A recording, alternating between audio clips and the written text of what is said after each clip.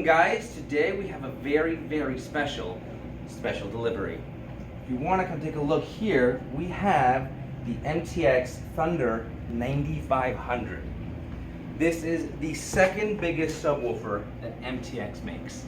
Meaning the only thing bigger and badder than this guy is the actual 24-inch jackhammer. It just arrived, it came double boxed because it is that big. We're going to unbox it for you so you get to see firsthand with us how big this beast is. Handy dandy razor.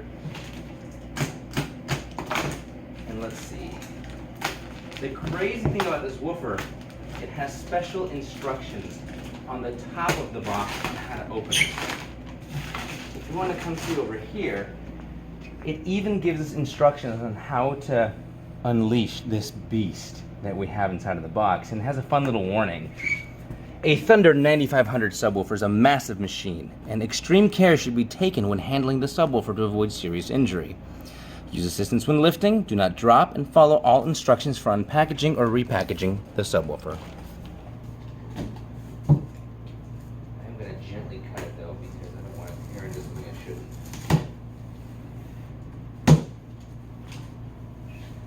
Holy, this thing is absolutely massive. Gotta get the baffle out, okay? They had to mount it in a hugely thick piece of wood. Remington out of the way, because this is gonna hurt.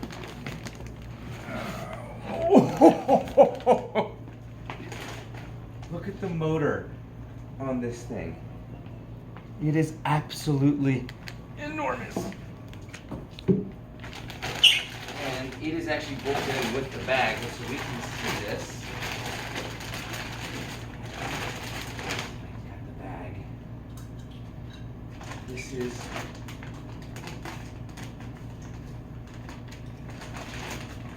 probably